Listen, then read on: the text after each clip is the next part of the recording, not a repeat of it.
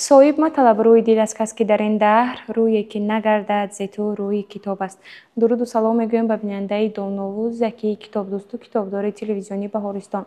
این برنامه انیس کنج تنهایی است و ما آن را پیشنهاد شما میگردانیم از شهر باستانی کلوب و عین زمان در نزد ما اشتراکچی آزمون جمهوری فروغ صبحی دانای کتاب است حضور دارند و باید با ایشان سراول شناس میشویم و پس آن صحبت را آغاز می‌نماییم. سلام علیکم، خود را معرفی می‌کردید؟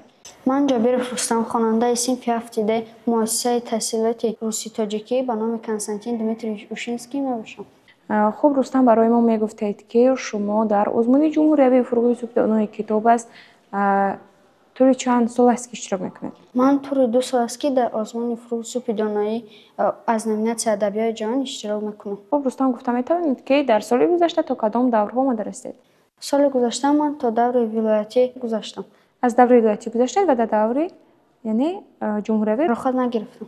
خب امسال نیز کوشش کردید که در این آزمون با یک تروری خوب بیایید و غالبیت را به دست آورید، همینطور؟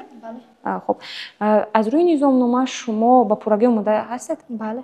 چقدر پوست، رمان، حکایه، افسانه از خود کردید؟ من همگی 62 حکایه، 21 رمان، 25 پوست و 62 افسانه زیاد کرد.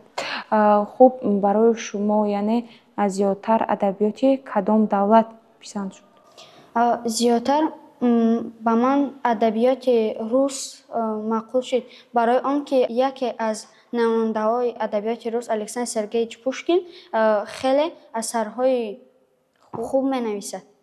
یعنی از این برمیاد که نویسنده دوست داشته شما الکساندر سرگییچ پوشکین است و شما از این نویسنده روس یعنی چی از خود کردید؟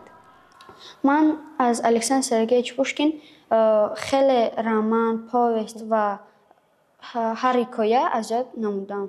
خب از الکساندر سرگییچ پوشکین برای ما یک شعر قرائت نکنید؟ شعر Александр Сергеевич Пушкин «Я вас любил».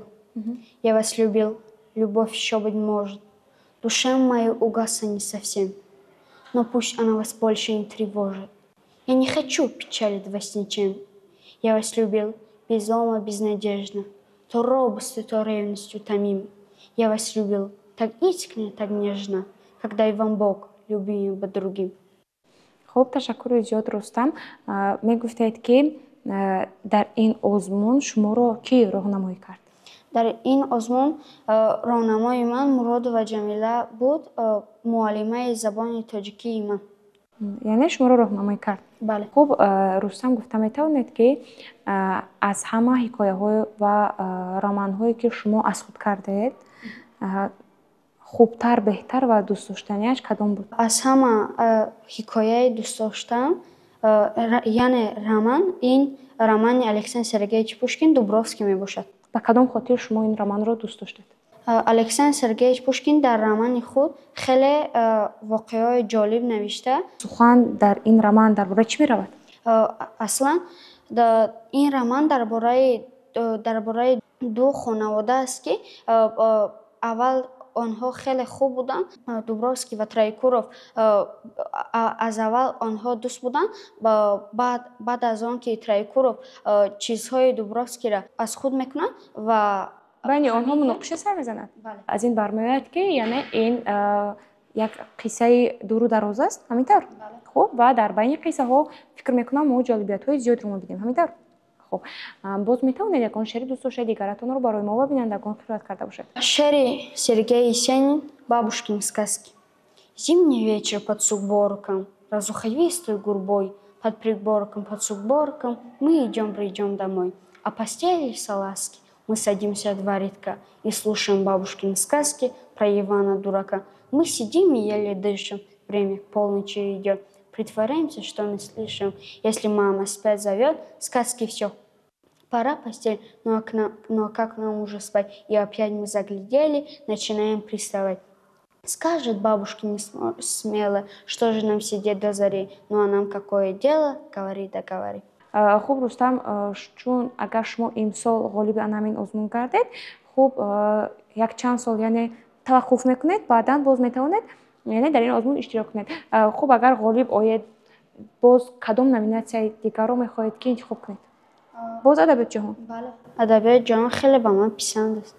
боз яъне аз рӯи адабиёти ҷаҳон мехоҳед ки дар ин озмун иштирок кунед. хуб, Рустам, ба хотири он нафароне ки мехоҳанд дар ҳамин озмун иштирок кунанд чӣ тавсия медиҳед? ба нафарон ки дар ин озмун иштирок кардан мехоҳанд, ман гуфтаниям ки озмуни фурӯи субҳи доноӣ хеле озмуни шавқовар аст. Агар шумо ҷо нагиред, эн ҳеҷ чиз нест.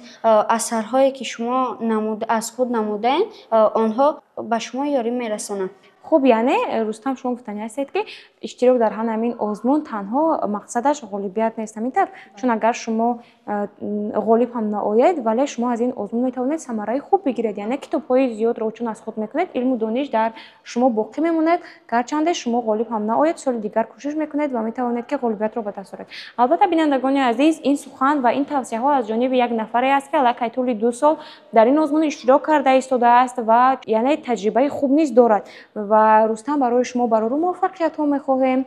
Барои муаллимаатон, барои падару модаратон мо низ ташаккур баён мекунем, чунки онҳо тавонистаанд ки як навраси боистеъдод ва навраси китобдӯсту китобхонро ба воя расонанд ва албатта ана ҳамин китобхонии шумо, илмомӯзии шумо метавонад ки барои шумо кӯмак расонад, то дар оянда шумо худро як шахси муваффақ дида тавонед. хуб, бинандагони азиз, суҳбати хубу ҷолибе доштем бо Ҷобиров Рустам, иштирокчӣ ва ғолиби даври вилоятии озмуни ҷумҳуриявии фуруғи субҳи доноӣ китоб аст ва дар ҳамин ҷо барномаи Аниси Кунҷи танҳоӣ ки онро пешниҳоди шумо гардонидем аз шаҳри Бостонии Кӯлоб ба итмом мерасад ва табиист ки анҷоми ин барнома оғози дигар барномаҳои ҷолибу дидании телевизиони Баҳористон мебошад.